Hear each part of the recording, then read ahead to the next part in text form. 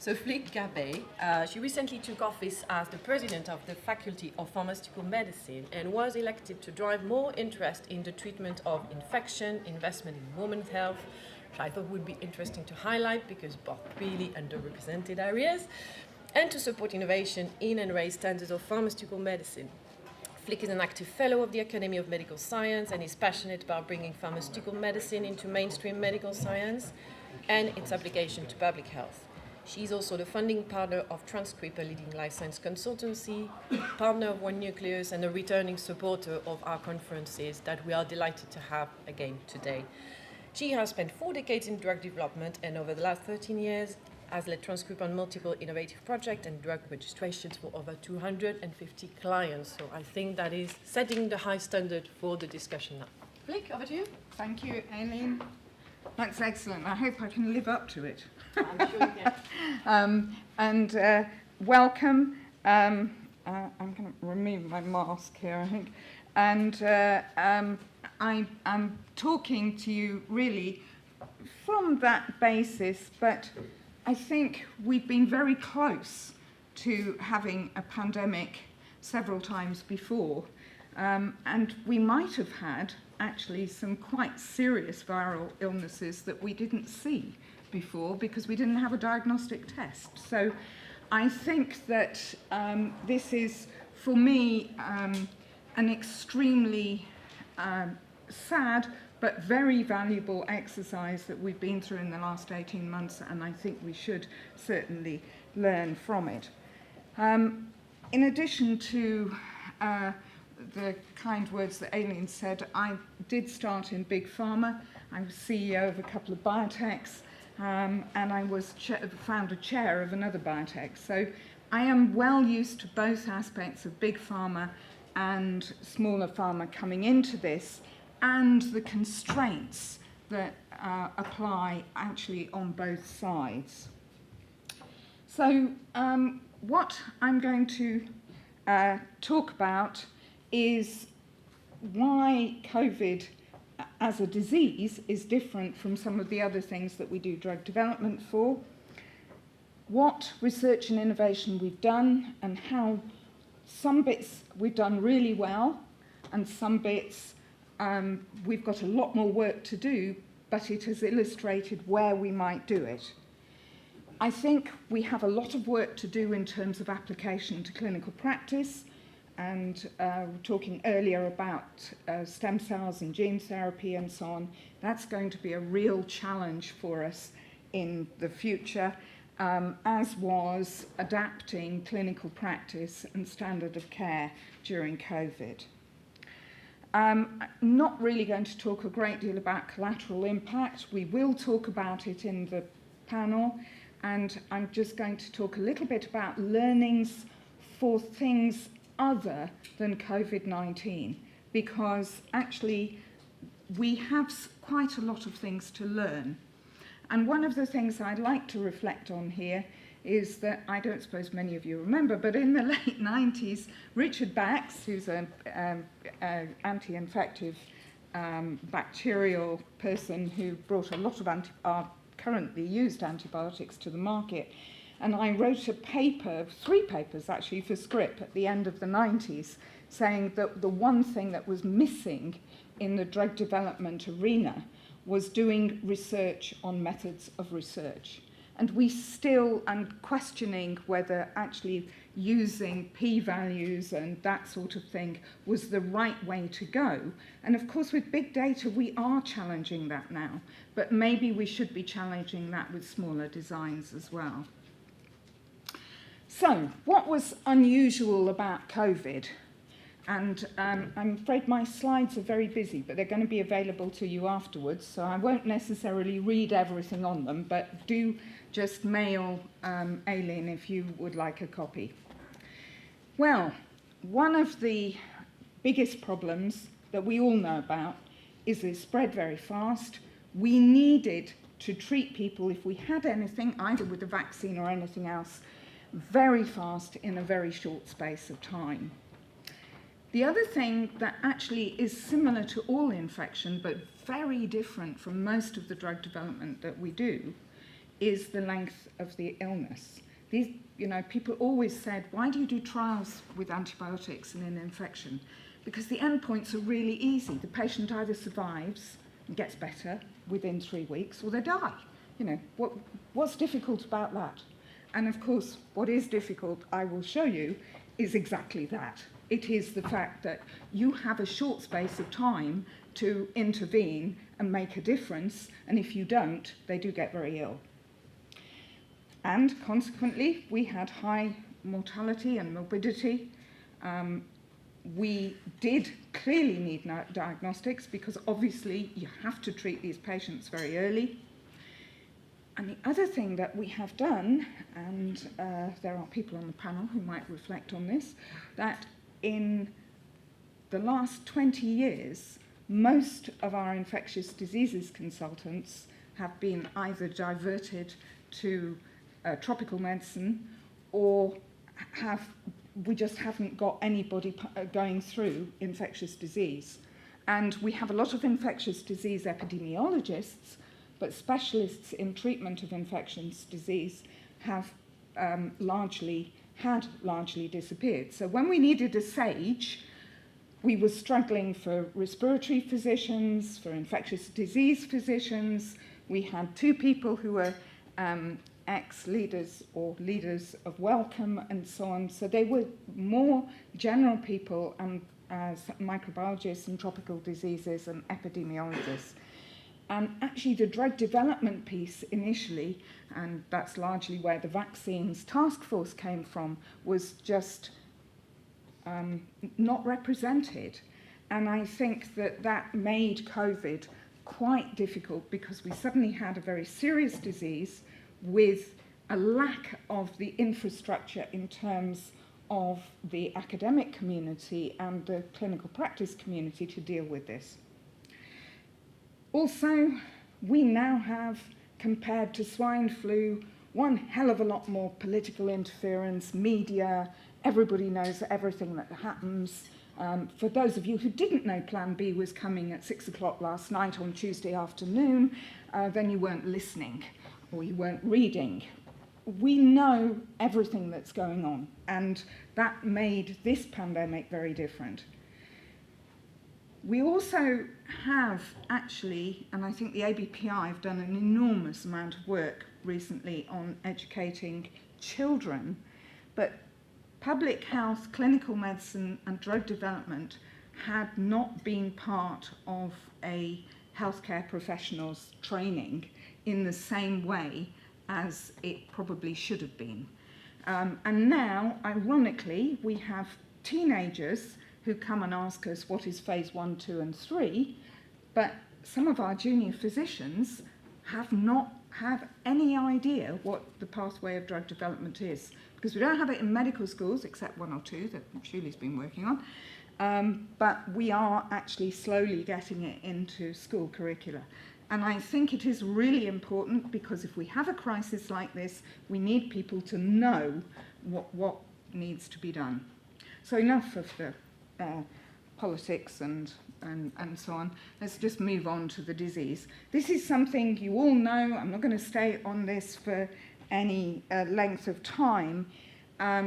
Obviously, the reason that the virus is so successful is because 30% of the people who are infected are asymptomatic and therefore can act as spreaders. The original SARS in China and MERS, avian flu, although I hate to mention this because I believe we've got it back again, but avian flu in humans had a 30 to 50% mortality. Not much good for spreading. You've killed off your vectors. So COVID-19 was extremely good at that because it could be easily spread, and I think Omicron is going to be even better at it. The overall mortality, actually, overall, if you take all age groups, is quite low.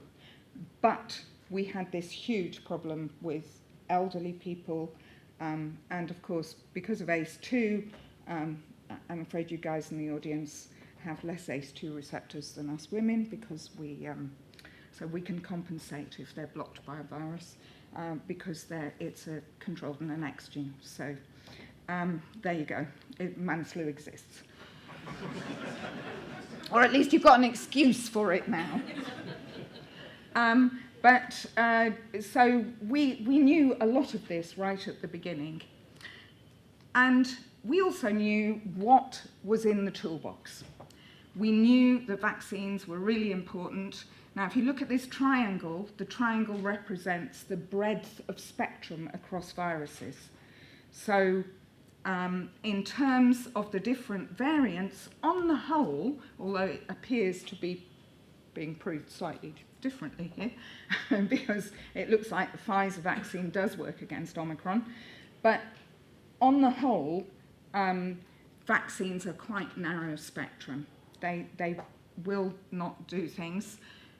Passive immunity and our monoclonals are a little bit broader spectrum, so we have Synagis and the RSV monoclonals that we knew would work there. Small molecule antivirals are broader spectrum too, and as you can see here where I'm going, we were able with the antivirals to be able to sort of divert and repurpose antivirals that had originally been in development for something else, Ebola in remdesivir's case and flu for molnupiravir. And then we have the host-directed treatments, which are much broader spectrum and which we probably should have spent a lot more time on in the past. There's a lot of papers on steroids in ARDS and respiratory failure. There's a BMA guidance actually saying that for people who have ARDS after antiviral treatment, that they probably should be on steroids.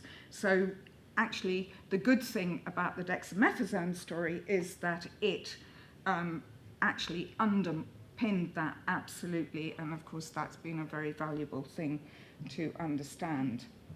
But tocilizumab was already on the market, and the passive immunity mAbs were not repurposed, but we did know well how Synagis works, and so it was an obvious area to go. So from this slide, my main message is, let's remember that actually there are host-directed treatments here that will be useful for other viruses, not just other variants, but for other viruses. What about the clinical development aspects of this? Well, the vaccine trials and the vaccine story is a huge success. It is a success because of the task force who got everybody together and collaborated, and pharma and governments worked together, invested invested in the technology. The vaccines, the initial vaccines we have, the Pfizer one and also the AZ one, were sort of repurposed. Obviously, a lot more work was done on them, but the technology was there and was, in Pfizer's case, was being used in oncology. That was where it was destined. So, but we had endpoints. We know if you give a vaccine, we don't want patients to get the disease. We don't want them to be hospitalized. We don't want them to die. We can count that from healthy people. So if Steve Lockhart was here, and unfortunately Steve Lockhart from Pfizer has been bound to travel and we couldn't get him on the screen, so he's not here. But he would say he looked after the Pfizer vaccine, and he would say that the tried and tested vaccine development pathway worked. It was a huge amount of work in the space of time it was done. We've never done it that quickly before, but it did actually, it was quite successful using the methodology that we already had in place. So we shouldn't really be throwing out the rule book altogether. Supply chain was critical, thanks to Kate Bing and a lot of other people. That was brought very much to the fore and very important. And June Rain, I think, did a stunning job in getting stuff through the MHRA for us. And of course, we all know the stories around the world where things went a bit more slowly. So I think it was an amazing story. I think in the mild PCR positive pre-hospitalized patients who are eligible for passive immunity, that's another good story. These are people who are vulnerable, who you want to treat with an IV because we can't treat everybody with an IV. And you can reduce the viral load and the illness. And of course, Sotrovimab last week, and before that, the Regeneron Roche projects and so on, they reduce hospitalizations down by about 80%. However, these are hospitalizations in vulnerable people who would be expected to be 7 or 80% only. And we could not use those for everybody who has mild symptoms because we just couldn't do that as a country. And so those are for vulnerable people. The new ones are more broad spectrum. The early ones, Lilly, of course, was withdrawn from because it didn't have any effect on Delta. So now the challenging bit. There had to be a sting in the tail a little bit, and this is the same problem we've had with infection for many years. Hospitalized patient trials, those patients with severe COVID who are hospitalized, is a real challenge. The deltas are smaller. The difference between placebo and active is much smaller. Mortality is high. They're confounded. Almost all patients who are hospitalized, not all, but almost all of them, have some sort of confounding illness. So we have lots of patients in our trials who have other conditions that actually will probably have more impact on the outcome than the treatment that we're giving them for COVID. The other problem is that the variation in standard of care was really considerable around the world. And in some of the studies, and I think, Ratko, you're sitting here, Ratko and I work on a Synergen trial for interferon beta. It's in 17 different countries with 112 sites, and all this is on clinicaltrials.gov, and many countries have completely different standard of care. And when they're hospitalized, whether they give oxygen, what concomitant treatments they give, it makes doing trials very difficult. And we have to do trials in that number of sites because we need that number of patients. And finding patients is really difficult. I call them whack-a-mole trials because there will be, if you have too many patients in the ward, they won't do trials because they can't. It's just too difficult to fill in any forms or anything. If you have too few, you don't have any patients. And with the waves of COVID, you either have no patients or far too many. But occasionally, you get exactly the right moment in time, and you have to be in there. But of course, when we're doing trials, it takes us 3 months to get the approval, so AZ called their trial Storm Chaser. We call them whack-a-mole trials. But it's really, really hard. And I know some people have been looking at different trial designs. We'll talk about that in our panel. So this is really difficult stuff. And I will go on to talk about what that means for other trials in infection, and particularly antibacterials. Also, we mustn't forget we have had some problems with supply chain, both for tocilizumab and for dexamethasone, and that needs to be remembered. Outpatient trials, some of the same things, but not quite so difficult. And as we know, molnupiravir was pulled from the hospital trial because it wasn't going to be able to show a difference, but obviously did in the outpatient setting. So I think what I'm saying here, the message I hope that's coming over, is that it's not easy to do these trials for this aspect of COVID. I've got a couple of illustrations here of that sort of thing, and I am not going to dwell on this very much, but here we have tocilizumab studies, retrospective studies told us, modelling from the databases, that it was likely to work. About 100 clinical trials started, most of them never completed, and when they did, they gave completely conflicting results. On occasion, there was a trial in Brazil that showed that had to be stopped because the tocilizumab patients died more frequently than placebo, and yet there were other trials that showed that it clearly worked. So very confusing and very difficult. Recovery, of course, showed that in a large number of patients, I think the initial study didn't show very much when they did the interim result in July 2020, but when we got to spring 2021, it showed that actually there was a significant difference, but the difference was between 31% and 35% mortality, which is really not huge and is very difficult. These studies were all confounded by giving dexamethasone, by giving remdesivir, by giving monoclonals. Very, very difficult. And the other thing, this is from an editorial in The Lancet, recovery had to be put in place very quickly and is a relatively good study design for that sort of thing, but it's an open study design.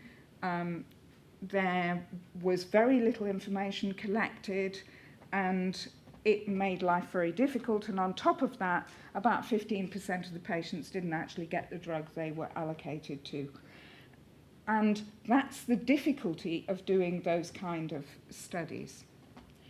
This is a paper that both Ratko and I authors on, which is the Interferon beta phase 2 study. And this is just up here to illustrate that there is a different endpoint that you can use other than simply progressing to mechanical ventilation or mortality.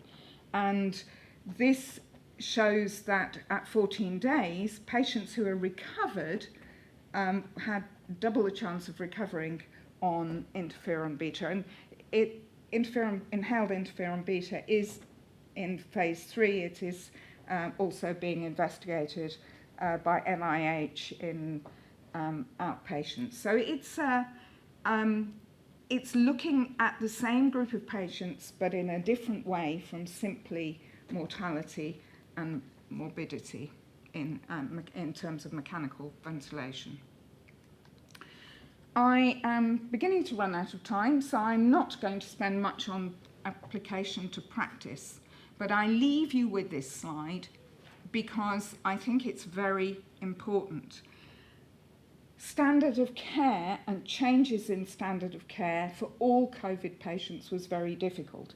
I wish I had printed off the NICE guidance every week for the first 3 months, because it was rapid guidance. It changed. That's the nature of rapid guidance. It's very confusing. And also the issue of sort of evidence base has to be dispensed with. It had to be. We had to give a best guess, really. And I think maybe there is a review of NICE and so on coming through. And I think for me, things like stem cells and gene therapy and stuff like that's going to be very difficult. We think we have a hard time with not enough infectious diseases physicians. We're going to have a much harder time with people experienced with ATMPs. And I promise, now I know you can't really read this terribly well. This is 2019 causes of deaths, published in 2020 by WHO and the UK. I didn't put deaths now because they are masked quite a lot by COVID. But if you look at our top diseases here, you will see that ischemic heart disease and stroke which are really cardiovascular things, still top worldwide. And if you look on the right-hand side in the UK, you might say, well, that's all people outside the sophisticated nations. It's still up there as a major killer, and some of dementia will fit in that box as well. But next, what do we have? Chronic obstructive pulmonary disease and lower respiratory infection. And actually, you could argue that quite a lot of our oncology deaths are due to infections as well. We have to tackle respiratory infection generally, not just COVID. It is so important. But has a lot of analogies to COVID. Short-term disease, the hospital-acquired pneumonia, ventilator-associated pneumonia, high morbidities. Many of you in this room, I'm sure, have had relatives who have had hospital-acquired pneumonia, gone into ICU, got sepsis and bacteremia. It's a very sad reflection on us that we are not managing this, and doing trials in this area is just as difficult as the severe COVID patients. It's all confounded by comorbidities, and it's very, very difficult to work in. Undoubtedly, we could get better vaccines into this space in terms of antibacterials, but I think doing some better style trials in respiratory infection would be really good. I also think that diagnostics are vitally important, but not necessarily the way we're looking at them.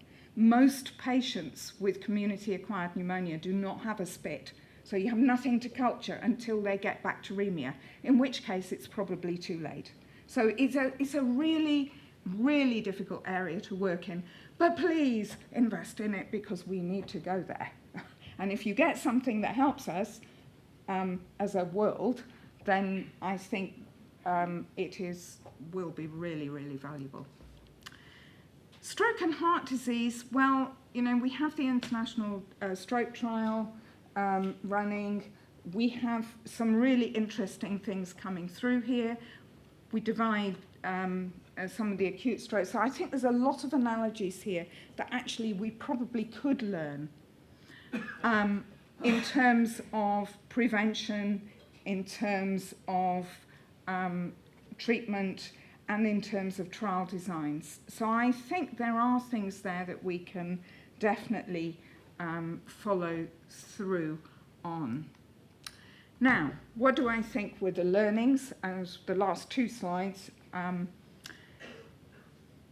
think it was said this morning, it has to be said over and over again. We have pillars of excellence in this country and around the world that actually are very good, but often we don't work as a team, and we need to respect and work as a team much better.